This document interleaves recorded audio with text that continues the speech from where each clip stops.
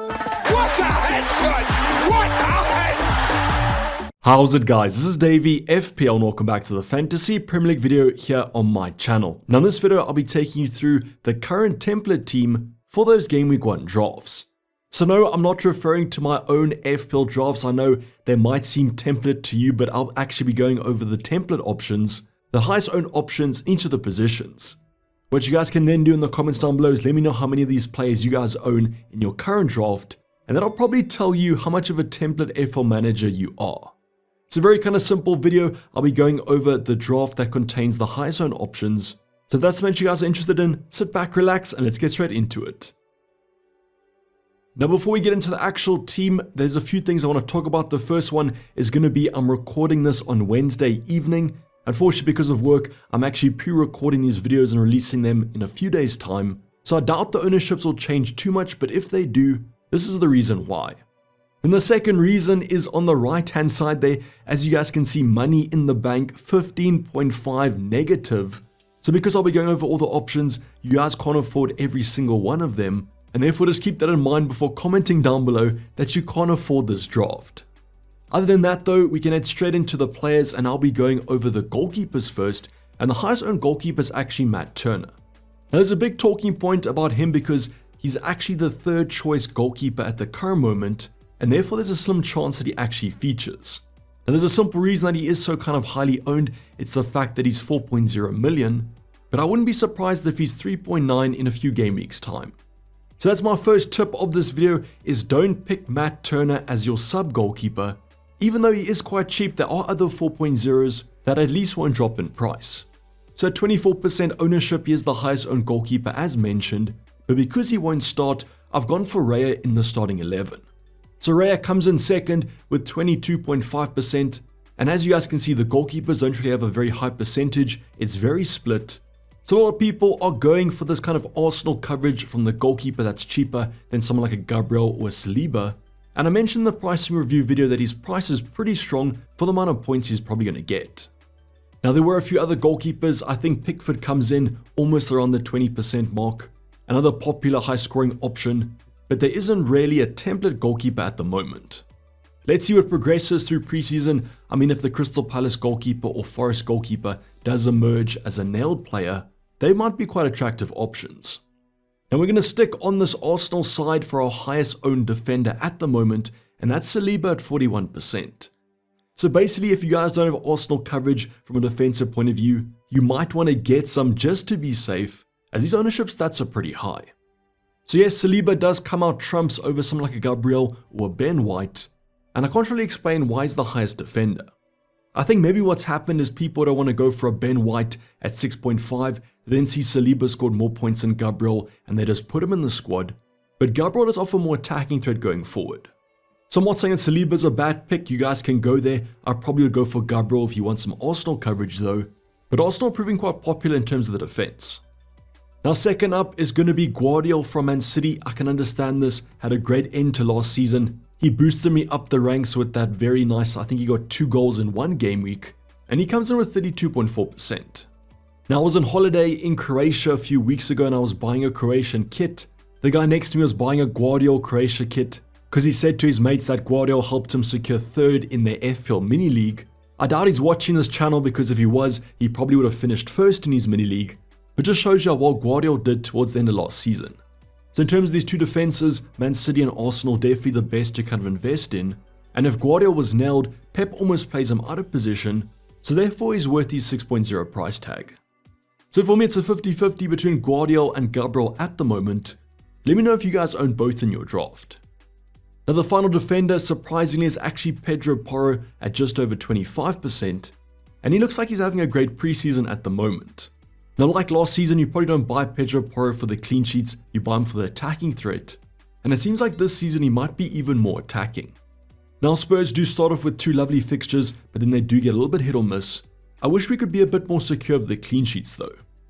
But if you look at this back 3, if I was to picture kind of my perfect back 3 in terms of my team, this probably would be it, and that explains the ownership.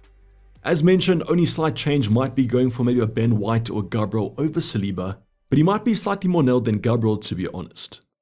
Now we're going to cut the budget a little bit with our last two defenders. I'm going to put them on the bench. It's Dan Burn at 23% and Anderson at the same percentage. And these two 4.5s are very popular in most people's drafts. I have actually dropped Dan Burn from my current draft though. I just don't like those Newcastle fixtures when you do look at them on paper. But Anderson is probably my favorite 4.5. So it seems like the Arsenal and Man City defenses are the ones to look at if you want to go template. Otherwise the ownership does drop off after those major two. Now let's head on to our midfield department, and we've got a massively owned Cole Palmer at just 53%. So he's owned by more than half the game at the moment. Now what I will also add in terms of the overall landscape of FPL, you'll probably consider the 2.9 managers that have just signed up to be more kind of experienced, and the more casual managers will probably register their teams a few hours before the deadline. So this does show you that more experienced managers do really like Cole Palmer at the moment, and I won't lie to you, he hasn't really touched many of my drafts. I said this in my last video, but I've probably convinced myself with the copium that Nkunku can cover Cole Palmer, but if he doesn't, I might be in trouble with that high ownership. Now I haven't really seen him in many people's drafts over on FPL Twitter, so this might be kind of a little bit of a contradiction to me saying more experienced managers have actually signed up to that 2.8 million, but let me know if he is in your current team. Now we'll be going over some midfielder reviews and all the position reviews shortly, but Cole Palmer's stats always look super good, especially because he wasn't playing at the start of last season. So he does deserve that extra price increase to 10.5 million, and it seems like half of the game doesn't really mind paying that extra bit. The next up is a midfielder that's been in most of my drafts. It's Anthony Gordon at just below 37%. Now Newcastle's fixtures do start off good, and I do like them more from an attacking to a defensive point of view. I just wish Anthony Gordon was getting some preseason minutes. But as mentioned, beat in most of my drafts and seems like a popular option. I think it's because his price tag is pretty nice. Now talking about nice price tags, the next more expensive option is Mo Salah at 33.5%, and he's been quite popular over on FPL Twitter as well. So 12.5 million stayed the exact same price as last season, and looks like the standout captaincy option in Game Week 1. So are you guys going for the two premiums, or are you kind of going for Mo Salah and dropping Erling Haaland? I just included him on my last draft. So very healthy ownership there at about a third of the game, and the same could be said about Eze with 33.2%. I was actually quite surprised by this ownership. I did have Eze on my first draft, but unfortunately I needed the funds when I included Salah, so I have dropped him to a cheaper option. But if I can afford him, I probably would still go for him as that Crystal Palace talisman. So you guys can see the ownership of these midfielders is going to be slightly higher to the defenders, which shows the midfielders more template than the defense. And it does worry me that some of these great options I can't own, and their ownership is quite high. Now the last midfielder option on the bench is going to be Phil Foden at just below 31%. He narrowly beats Saka to this mark, and he has a heavy caution around him because he hasn't been in preseason at all. Pep Guardiola even came out and said he's not going to feature these international players in the last remaining preseason games, and therefore we don't even know if Phil Foden's going to start Game Week 1. So just keep that in mind. I'm pretty sure that Foden's ownership will drop in the future days, as there's so many options in midfield that you don't really have to risk it. But comment down below, how template is this midfield compared to yours? I think the only way you probably can afford this midfield is that if you don't go for Erling Haaland, and obviously just drop Foden to a cheaper option on the bench. But kind of speaking about Erling Haaland, let's go over the forwards, and I've got the Kamsi armband on Isaac as he's the highest owned option in the game at the moment with 55.3%. So massively high ownership. This is kind of due to the fact that he's very well priced. Newcastle had some good attacking fixtures and he's been scoring in preseason. What more can you kind of ask for? So I would probably consider Isaac to be one of the more essential options. You guys can go with Adam, but with this high ownership you want at least some coverage. And with Callum Wilson out injured, there's no reason not to doubt if he's nailed. But we will be having some forward review videos in the coming days, and that's just going to show you why he is considered essential. Then next up, Ollie Watkins, which is very surprising to me because over on FPL Twitter, basically no one owns Watkins at the moment, and he's owned by 54.4%. So these two strikers are owned by more than the midfielders and the defense, which does lead me to believe that a lot of people are going for the no Erling Haaland draft. So a very interesting season is going to be upon us if Erling Haaland is omitted from most people's teams, but I can understand it with how expensive players are this season. So I would probably say Ollie Watkins and Isaac, if you're not going to go for Erling Haaland, is the perfect double up, and they might even outperform him to start the season. Now kind of speaking about the Norwegian, let's go over his ownership. He comes in as the third highest forward at 36.2%. So that's right, 2/3 of the game don't own the Norwegian. Now Pep came out and said that he's only playing the first half of these preseason games because he might have a minor injury and is being assessed at the moment. Now you guys don't have to worry though, Man City have another game coming up in preseason, and then obviously the Community Shield a week before game week 1, and that's usually a good indication of who's going to start the Premier League season.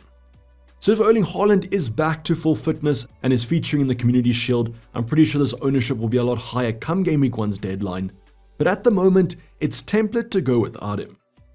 Who would have kind of thought after record-breaking seasons, but I guess that 15.0 price tag is quite high. He hasn't left many of my drafts at the moment though. Now that's going to complete our template team. As mentioned, don't try and make this draft. You can't afford it with 15.5 negative in the bank. I just wanted to showcase who's the most highly owned options out of the positions. The forward department seems pretty tempered this season with Isaac and Ollie Watkins. I think besides Erling Haaland, managers are going for some more budget options, maybe like a Chris Wood or a Muniz. In the midfield department, Cole Palmer takes the edge with 53%, and then definitely get some Arsenal coverage if you want to go template in your defense. But like I said in the introduction, comment down below how many of these players do you guys own in your current draft. I'm currently on 5 if you do include the bench. Let's see how it does play out in the future days and the future drafts though, as I might increase that number as we get to that game week 1 deadline. But this is basically a wrap for the video guys. Hope you guys did enjoy it. Please don't forget to like if you didn't subscribe if you have subscribed yet. Tons of content coming up. As mentioned, positional reviews will be taking place over the future days, so make sure those bell notifications are turned on. But for the time being, I'm signing off. It's been Dayvy FPL and I'm out. Cheers, bye.